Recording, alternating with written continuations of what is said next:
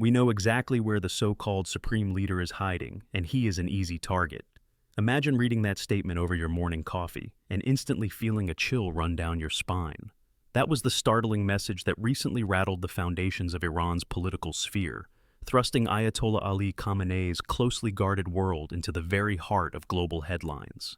Today, we will uncover the fascinating details surrounding the potential end of an era, as Iran's 86-year-old Supreme Leader grapples with the most urgent succession planning in recent history. And who are the key figures poised to steer this embattled nation into its next chapter? Stay with us as we delve into the gripping saga of shocking attacks, hidden shelters, clandestine committees, and the most pivotal question in the political life of the Islamic Republic of Iran. In this comprehensive deep dive, we will explore the two emerging frontrunners who may shape the nation's future, the extraordinary role of a powerful Revolutionary Guards unit, and the ominous international threats that have accelerated this frantic search for a successor. Let us begin with the dramatic backdrop. Israel's recent operations targeted Iranian nuclear sites and assassinated high-profile allies of Tehran's leadership. This was not an isolated confrontation, but part of a rapidly escalating proxy conflict, with each new strike driving Iranian leaders to recalibrate their defensive tactics. Behind the scenes, an even more perilous threat surfaces: the plan, or at least the suggestion, that hostile forces might eliminate Ayatollah Khamenei himself. The gravity of this prospect has united senior clerics, intelligence services, and the formidable Revolutionary Guards in a clandestine race against time. Right now, we are witnessing an extraordinarily delicate scene. A top-secret committee of 3 eminent clerics, personally endorsed by Khamenei 2 years prior, is scrambling to identify whose shoulder the mantle of supreme leadership will fall upon if the worst occurs. Before we plunge further, let us ensure we fully grasp the stakes at play. If Ayatollah Khamenei is killed or removed from power, the Islamic Republic could be catapulted into its most perilous test of stability since the fall of the Shah in 1979. The new supreme leader must command enough authority to unite a country already buffeted by sanctions, internal dissent, and intensifying foreign intervention. And yet, this replacement cannot appear too reminiscent of a dynastic ruler, given Iran's vehement rejection of monarchical heritage. At the same time, the next leader must grapple with a population that yearns for reduced restrictions, relief from universal condemnation, and some form of reconciliation with the outside world. That overlap of demands, internal loyalty to the revolutionary precepts, combined with a potentially more moderate face to foreign observers, is the impossible balancing act currently under the microscope. In this story, battles are not only fought on the ground or from the skies.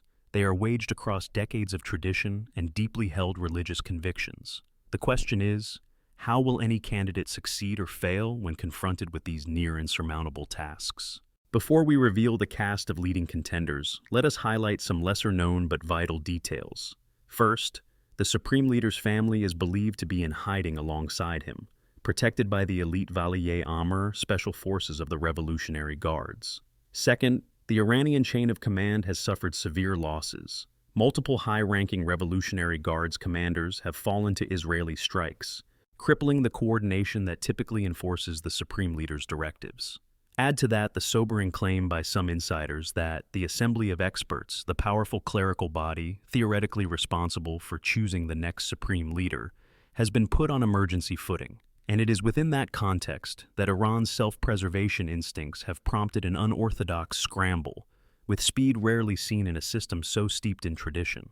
Are these events a testament to the unstoppable momentum gradually chipping away at the official veneer of calm? Or is Iran simply revealing its well-rehearsed blueprint for unanticipated crises? Now, do not blink, because this is the moment we lay bare the two leading figures who may very soon define the future of the Islamic Republic of Iran. On one hand is Mojtaba Khamenei, the 56-year-old son of the Supreme Leader. Many have whispered for years that Mojtaba's ascension has always been the endgame, a natural extension of his father's uncompromising governance. By aligning so completely with Ayatollah Khamenei's hardline worldview, Mojtaba is perceived as the surest bet for continuity. He has carved a role in which he is widely viewed as the gatekeeper to his father, silently exerting influence across Iran's political stages, despite never holding an official position in government. His devotion to upholding rigid policies on foreign adversaries and domestic dissent has earned him the respect of conservative factions. But others fear this inherited power would trigger non-stop comparisons to the old Iranian monarchy. Indeed, rumor has it that the elder Khamenei himself has consistently expressed skepticism about passing the torch directly to his son, precisely because the revolution was defined by rejecting hereditary rule.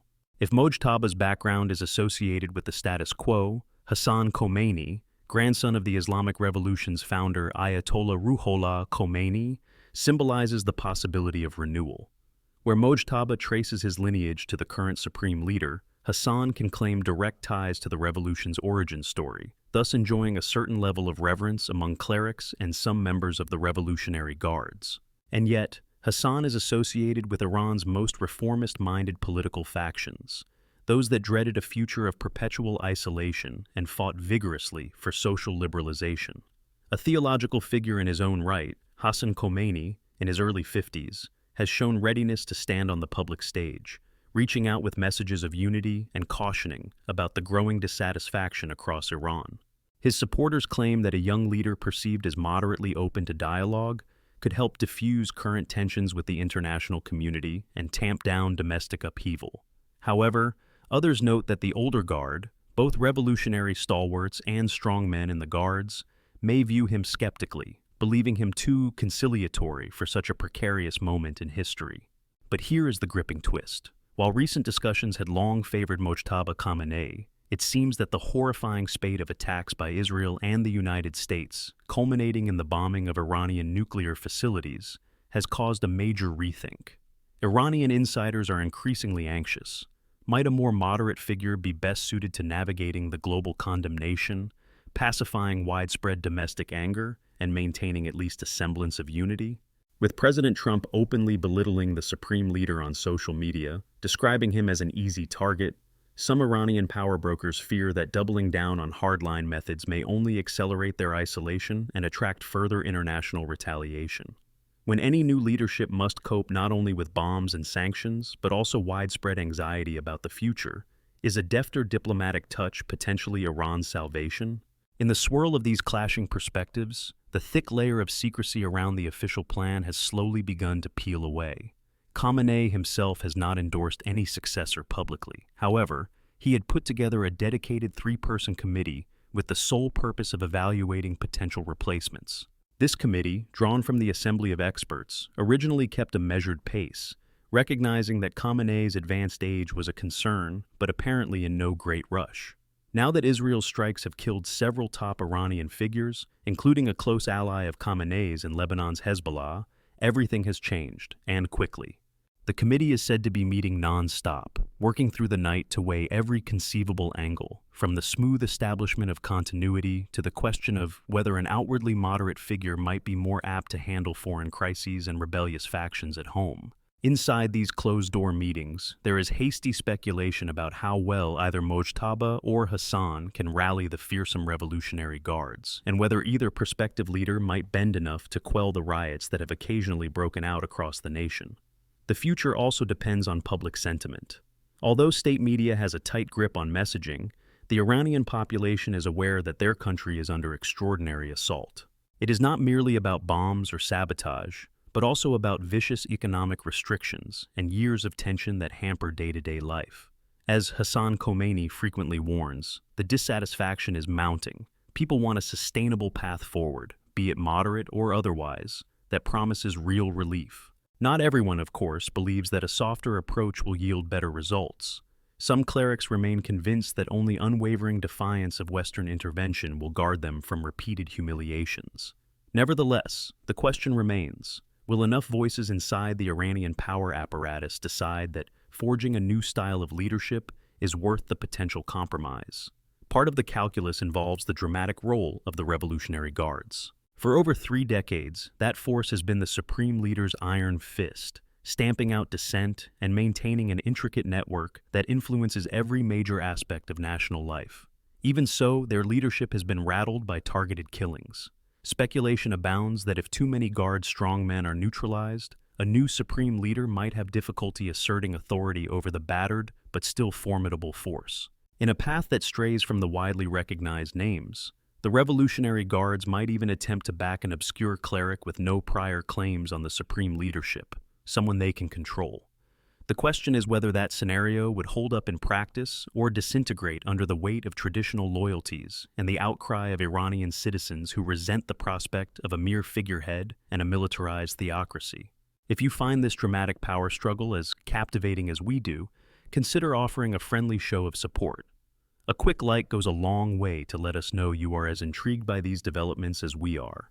Now, to truly appreciate how pressurized these succession plans have become, one must remember that many previously presumed contenders are no longer in the running. Some have passed away under natural circumstances, while others lost their lives in tragic accidents or have been otherwise sidelined. Former stalwarts such as Hashemi Rafsanjani and Mahmoud Hashemi Shahraudi both died before stepping into power. Then there is Ibrahim Raisi, a one-time favorite, who was killed in a helicopter crash in the early part of the 2024 year. The names that once danced around these discussions have melted away, illuminating an unmistakable vacuum in Iranian leadership.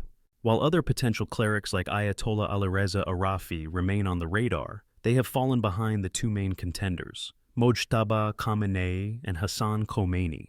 Each has a compelling case in his corner, and each provokes serious doubts. So, what really sets apart Mojtaba from Hassan, aside from the surface-level continuity versus moderation debate? Delving deeper, Mojtaba's vantage point as an almost omnipresent figure behind the scenes is arguably an advantage. Shunned by some for representing an archaic monarchical style, he is nonetheless intimately familiar with every instrument of power within the Iranian system. If transition is rushed, as many fear it might be, he could swiftly pull the appropriate strings to ensure regime continuity and quell unrest.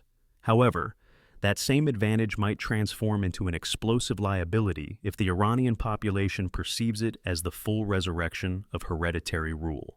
Keep in mind, the entire legacy of the 1979 revolution rests on toppling an all-powerful Shah. An appointed son stepping into the father's shoes risks a backlash that might unify various disgruntled segments of Iranian society, political, religious, and civilian, in a joint cry against a new autocracy. Meanwhile, Hassan Khomeini's credibility partly stems from his relation to the father of the Iranian Revolution. But beyond this illustrious bloodline, he has cultivated a reputation for open-mindedness, urging Iranian youth to voice their concerns and encouraging healing rather than confrontation. Some argue that the Iranian state is, metaphorically, standing with its back to the wall. It desperately needs a figure who can soften ties externally and soothe the anger brewing within. Should Hassan take power, one can envision a flurry of diplomatic outreach, possible loosening of certain social restrictions, and a revived attempt at negotiations aimed at lifting sanctions. However, observers caution that the forces arrayed against him, from deeply entrenched conservative clerics to the Revolutionary Guards, may undermine him at every turn. An excessively moderate approach, they claim, could be perceived as capitulation, leaving Iran vulnerable to infiltration, sabotage, or further escalations by longtime adversaries like Israel or the United States. Strategists monitoring the situation propose that the next supreme leader, whether Mojtaba or Hassan, will not boast the same commanding presence as Ayatollah Khamenei. Many recall that Khamenei himself was considered a mid-ranking cleric of limited influence when he first assumed power after the passing of Ruhollah Khomeini in 1989.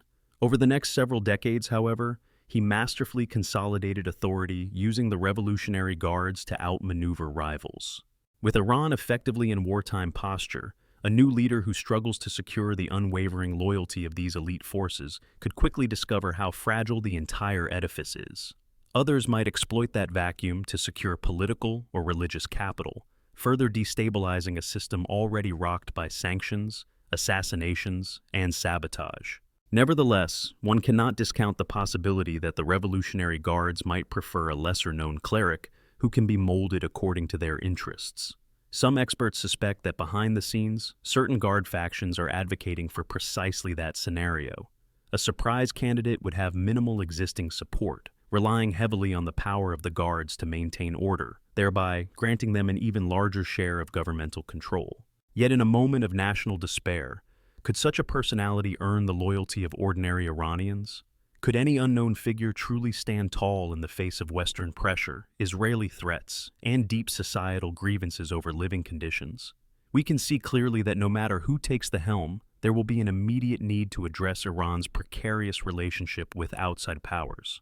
The American bombing of Iran's nuclear facilities, combined with Israel's repeated airstrikes, was a watershed moment. It signaled in many ways that the gloves are off and that direct confrontation could become the norm unless a renewed diplomatic initiative or a formidable show of force reestablishes a semblance of deterrence. This is where differences between Mojtaba and Hassan become even more significant. Mojtaba's path may entail doubling down on defiance, fueling an intensification of the narrative that Iran must rely on militaristic might to avoid subjugation. On the other hand, Hassan's approach could push for a return to careful dialogues reminiscent of the 1990s attempt to open Iran to the international sphere, though that effort ultimately fell short. Yet behind each candidate's potential path lies the indelible memory of the revolution's founder, Ruhollah Khomeini.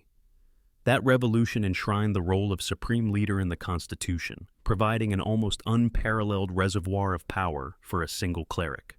To dramatically alter the dynamic, Iranians might need to revisit the constitutional framework itself, an unimaginable undertaking under present conditions.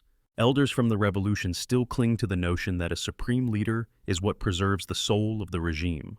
Younger Iranians, meanwhile, might wonder whether a new face can finally address the stagnation and isolation that have held the country in place for years. The resolution of these competing visions will define not only the identity of the next supreme leader, but the core legacy of the revolution itself. As suspense intensifies, let us remember, these swirling developments are not just high-level intrigues for political elites. These decisions will ricochet into the lives of everyday Iranians, traders in Tehran's bustling bazaars, students daring to speak their minds in calm seminaries, mothers building their families under the shadow of constant economic constraints, and countless others who have grown weary of endless uncertainty and isolation. Such is the magnitude of what is at stake. A battle over Iran's DNA, over the spiritual and political center of a nation that remains pivotal in Middle Eastern geopolitics. A choice must be made not only for continuity of governance, but also for the promise of relief or further entrenchment of strict policies. It is at this crucial juncture we offer a second gentle invitation to stay connected. If this deep exploration of Iran's unfolding drama has you on the edge of your seat, consider subscribing for more assessments of political power plays shaping our world. Lastly, as we close in on the final moments of our journey, remember that Iran's leadership transition represents more than one man stepping into another's post. It is an evolution, or possibly a revolution, of ideologies, alliances, diplomacy, and day-to-day life for tens of millions in Iran. Over 30 years of Ayatollah Khamenei's reign cannot be undone overnight. And whoever dons the mantle next will likely meet obstacles and crises never before faced by a supreme leader. Will Mojtaba Khamenei keep the hawkish policy afloat while fending off internal backlash? Could Hassan Khomeini usher in new hope for dialogue and stability, or might his moderate approach be overshadowed by unyielding forces within the system? And in the meantime, do not discount that all these deliberations might be rendered moot if the Revolutionary Guards decide to thrust a hitherto unknown cleric into the spotlight. Only time will tell whether the successor can reconcile the fervid demands of hardline loyalists with the yearnings of ordinary citizens. One thing is certain, though, the political future of Iran hangs in the balance in a way we have not witnessed for decades.